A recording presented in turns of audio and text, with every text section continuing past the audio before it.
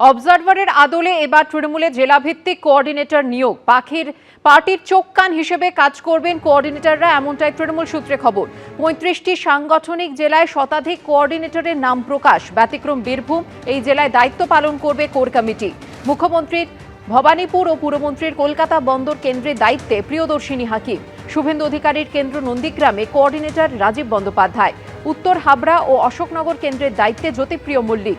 Jorasanko চৌরঙ্গিতে coordinator হিসেবে কুণাল ঘোষকে নিয়োগ করা হয়েছে।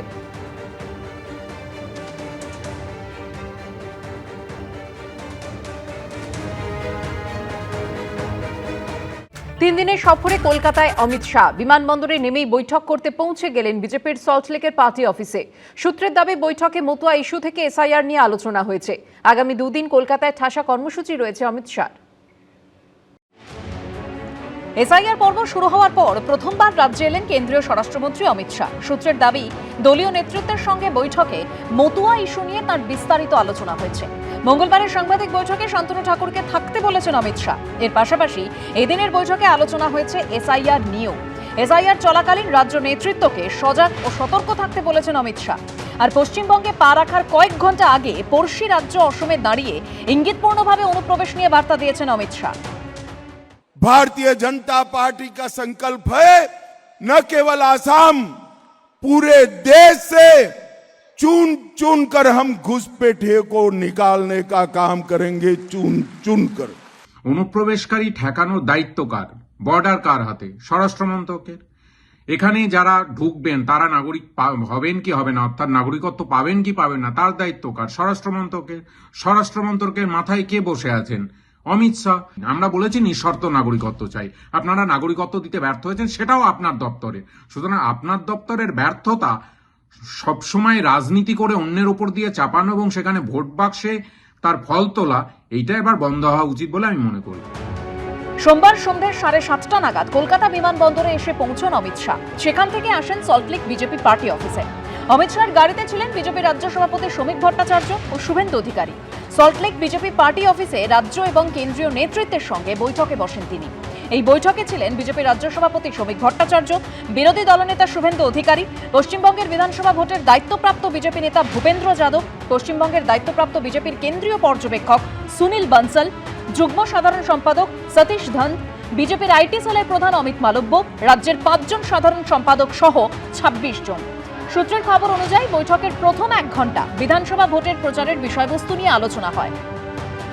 আগামী দিনে ঠিক হবে যে বিষয়গুলো নিয়ে ভাবনা চিন্তা করা হয়েছে, তার মধ্যে কোনটাকে গ্রহণ করা হবে, কোনটাকে প্রত্যাখ্যান করা হবে এবং কিভাবে তিনি কি ভাবছেন, কেন্দ্রীয় নেতৃত্ব কি ভাবছে, সেটাকে মিশিয়ে আগামী দিনে নির্বাচনী প্রচারের গতিমুখ তৈরি করার জন্য আজকে বলা যায় প্রাথমিক বৈঠকটা হল। সোশ্যাল মিডিয়াতে ভারতীয় জনতা পার্টি সবসময় জোর দেয়, নতুন তো কিছু নয়, সোশ্যাল মিডিয়া অবশ্যই জোর দেয়। অমিত শাহের যাতায়াত তো নতুন নয়, উনি তো ভোট এলেই এ রাজ্যে ডেলি প্যাসেঞ্জারি করেন। নরেন্দ্র মোদী, অমিত শাহ, এরা তো ভোট এলেই ডেলি প্যাসেঞ্জারি করেন। আরো সব কারা কারা আসেন দিল্লি থেকে বা সারা ভারতের বিজেপি নেতৃবৃন্দ। নিট রেজাল্ট বাংলার মানুষের দ্বারা ভারতীয় জনতা পার্টিকে প্রত্যাখ্যান। আগামী 2 দিন কলকাতায় একগুচ্ছ কর্মসূচি রয়েছে অমিত শাহ। মঙ্গলবার দুপুরে সাংবাদিক বৈঠক করবেন তিনি। সাংবাদিক বৈঠকের পর ইকো পার্কের পাশে একটি 5-তারা হোটেলে আরএসএস এর সমন্বয় বৈঠকে যোগ দেওয়ার কথা কেন্দ্রীয় স্বরাষ্ট্রমন্ত্রী। এর পাশাপাশি ওই দিনই দলের কোর কমিটির সঙ্গে বৈঠক রয়েছে তাঁর। বিজেপি সূত্রে খবর, বুধবার ঠনঠনিয়া কালীবাড়িতে যাবেন অমিত শাহ। বুধবারই সায়েন্স সিটিতে কলকাতার সমস্ত বুথ কর্মীদের নিয়ে বৈঠক করবেন কেন্দ্রীয় স্বরাষ্ট্রমন্ত্রী। দীপক ঘোষ ও কৃষ্ণেন্দু অধিকারীর রিপোর্ট, এবিপি আনন্দ। বিএলএ 2কে ঢুকতে না দেওয়ায় চুঁচুড়ায় 2 ঘন্টা এসআইআর শুনানি বন্ধই করে দিলেন তৃণমূল বিধায়ক অসিত মজুমদার। শুনানি বন্ধে অসিত মজুমদারের পাশেই দাঁড়িয়েছে তৃণমূল। ধনেখালিতেও শুনানি বন্ধ করে দেন তৃণমূল বিধায়ক অসীমা পাত্র।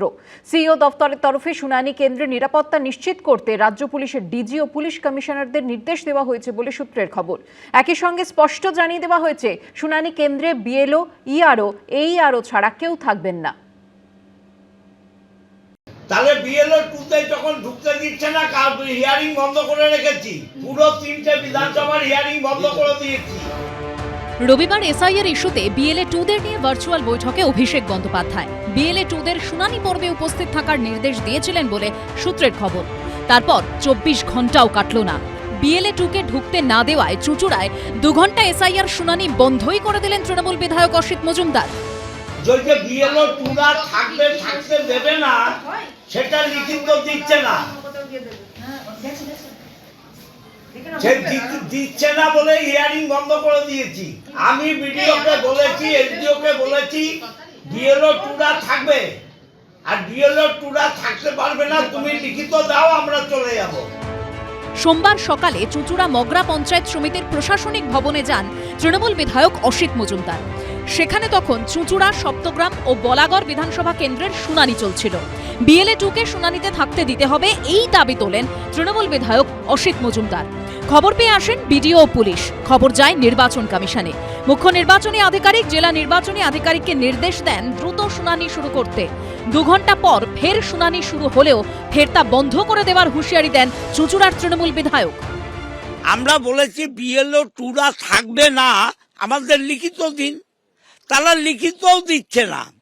তার মানে যেটা করছে এটা বেআইনি, এটা জমিদারি। এই জমিদারি তো বাংলায় চলবে না। বিএলও টুদের যদি থাকতে না দেয়, কালকে আমরা আবার একই জিনিস করব। ইলেকশন কমিশনের উচিত ওর বিরুদ্ধে এফআইআর করা এবং যে যে জায়গায় আসানসোল সহ যেখানে যেখানে এই ঘটনা ঘটছে কেন্দ্রীয় বাহিনী মোতায়েন করা। এদের একমাত্র লাঠা ঔষধ ছাড়া অন্য কোনো ঔষধে এরা কাজ করবে। শুনানি বন্ধে অসিত মজুমদারের পাশেই দাঁড়িয়েছে তৃণমূল। আপনি যদি আমাদের বসাতে দিতে না চান, আপনাকে নোটিশ করতে হবে অফিসিয়ালি। আপনি অর্ডার করুন অফিসিয়ালি।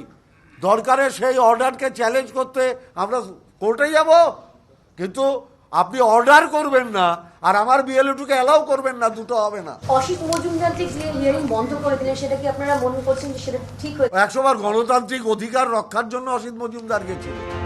অন্যদিকে হুগলিরই ধনেখালিতে বিএলএ 2-কে ঢুকতে না দেওয়ায় শুনানি বন্ধ করে দেন তৃণমূল বিধায়ক অসীমা পাত্র।